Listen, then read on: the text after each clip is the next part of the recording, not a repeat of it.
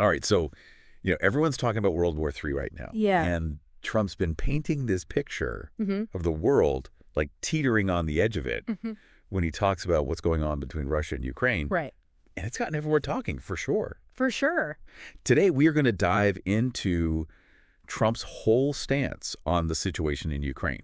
Oh. I've got some recent articles Hindsight. outlining his views, Right. arguments for his views and against them, Uh-huh. and what some experts think all this means for, global stability. Right. So is this just tough talk from Trump? Yeah. Is it genuine fear? Yeah. Or is there something else going on entirely? Like, what's the deal? Yeah, so Trump's really pushing hard for a negotiated settlement between Russia and Ukraine. Okay. He really thinks that this is the only way to stop things from, escalating. Becoming a much bigger problem. Yeah. A global A conflict. huge problem, yeah. And he's been advocating for using economic pressure, like sanctions and tariffs, as the way to get Russia to come to the negotiating table. Exactly. And that's not a new tactic for him.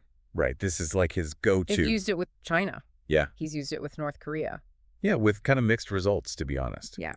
So what does history tell us about how well sanctions and tariffs actually work, Yeah. especially in, a situation like this with Russia and Ukraine? Well, they're a powerful tool. Okay. If you look at Iran, for example, sanctions really crippled their economy. Yeah. And it forced them to the table to negotiate about their nuclear program. Okay. But they don't always work the way that people hope they're going to work. Right. Sometimes they kind of backfire. Okay. And, they cause a lot of economic hardship for ordinary citizens Right. without actually changing the behavior of the country that's being targeted. So it hurts the people, Yeah, but not necessarily the government. exactly. And with Russia, they've been hit with just wave after wave of sanctions. Right. They've definitely had an impact. Yeah. But, Putin hasn't backed down. Not yet, at least. Right. And there's this other layer to this whole thing Yeah. that I find super interesting. Okay. Trump hasn't just been criticizing Russia. All right. He's also been calling out Zelensky, saying that the Ukrainian president Yeah. needs to be more willing to compromise. Yeah.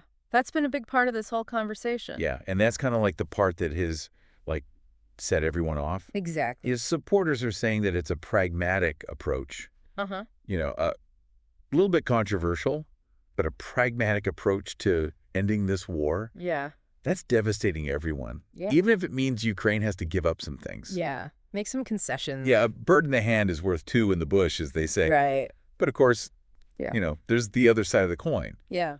Those who say that this is just straight up appeasement, and they are worried that giving in to Putin's demands is only going to make things worse. Mm-hmm. And it could be seen as like a sign of weakness. Yeah. Embolden other autocratic leaders. Yeah, exactly. Who might then be thinking like, Yeah, let's take advantage of this. yeah, we can get away with this too. Right. And critics also fear that if the U.S. withdraws support from Ukraine, Yeah.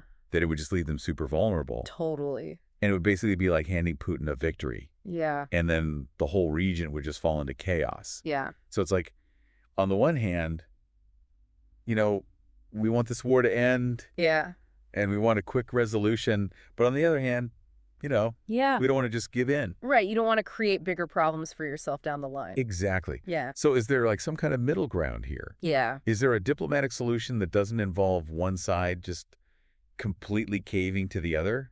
That's the million-dollar question. Yeah. And, Trump's recent meeting with Zelensky at the Oval Office yeah. didn't really help things. Oh, really? He just doubled down on his stance, which has just made people react even more strongly. Wow. Both U.S. allies and the international community. So this is more than just, Yeah. people talking. Yeah. This is a big deal. It's a clash of ideologies Yeah.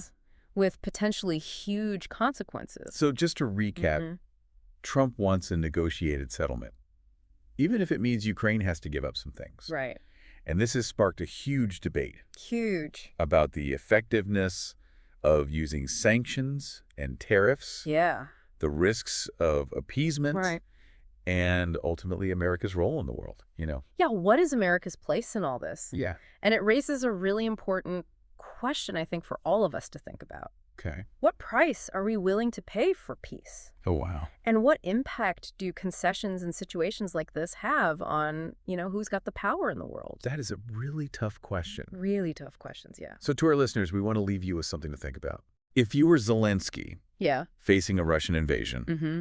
where would you draw the line in negotiations? Yeah. What would be your breaking point? Yeah. Where does pursuing peace end Yeah. and surrendering your country begin? That's a great question. Something to think about. It really is. Thanks for listening. Thanks, everybody. We'll see you next time. See